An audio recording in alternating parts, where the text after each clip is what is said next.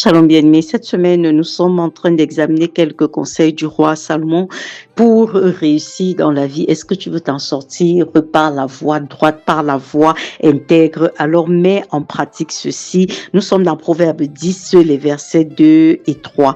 Les trésors de la méchanceté ne profitent pas, mais la justice délivre de la mort. L'Éternel ne laisse pas le juste souffrir de la faim, mais il repousse l'avidité des méchants. Regardez une affirmation, c'est que les trésors de la méchanceté ne profitent pas. Qui y croit? Est-ce que tu y crois, bien-aimé? Est-ce que tu crois vraiment que les voies tortueuses ne vont t'amener qu'à la ruine? On a le sentiment que le roi Salomon pouvait le dire parce qu'il ne vivait pas en notre temps, n'est-ce pas, où tout est devenu méchanceté, injustice, corruption, où pour s'en sortir, on a le sentiment qu'il faut absolument écraser les plus faibles, il faut violer les droits d'autrui, il faut mentir, il faut soudoyer, il faut faire toutes sortes de choses négatives pour pouvoir s'en sortir. Mais ce n'est pas la vérité. Tu vas me dire non. Au quotidien, autour de nous, on voit comment est-ce que les méchants s'en sortent. Mais regardons le psaume 73 à partir du verset 12. Voici comment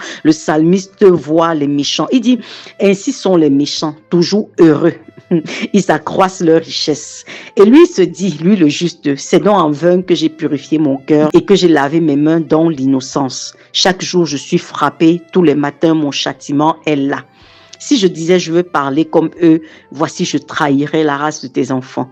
Voici le verset 18. Oui, tu places les méchants sur des voies glissantes. Tu les fais tomber et les mets en ruine. Et quoi? En un instant, les voilà détruits. Ils sont enlevés, anéantis par une fin soudaine.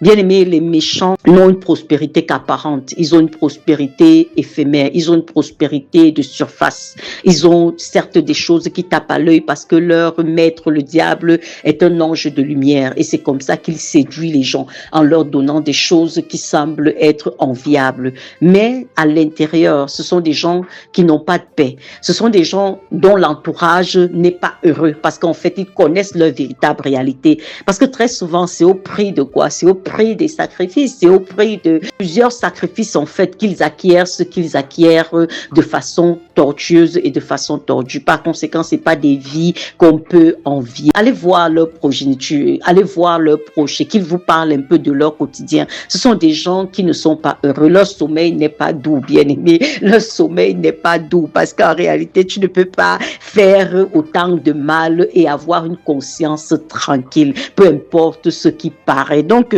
ici, le roi Salomon nous rassure en nous disant la justice délivre de la mort. Bien-aimé, n'abandonne pas la voie de la droiture, de l'intégrité, la voie de la vérité parce que tu cours après un gain facile, parce que tu te dis, moi aussi, je dois m'en sortir comme les autres s'en sortent. Non, Dieu aujourd'hui encore béni. Peu importe ce que les gens peuvent dire ou penser, si tu marches dans les voies du Seigneur à sa suite, je peux t'assurer que l'Éternel en qui tu mets ta confiance ne t'abandonnera pas. La Bible continue en disant, l'Éternel ne laisse pas le juste souffrir de la faim, mais il repousse l'avidité des méchants. Le juste, c'est celui-là qui est engagé à plaire à Dieu. C'est celui-là qui a accepté Jésus-Christ. Il n'est pas parfait, mais chaque jour, il travaille à marcher dans les voies du Seigneur. La Bible dit que il peut venir au Seigneur étant pauvre, étant misérable, mais Dieu est celui qui change la condition des hommes. Dieu est celui qui transforme les vies bien-aimées. Dieu est celui qui prend l'indigent de la poussière et le fait asseoir à la table des rois.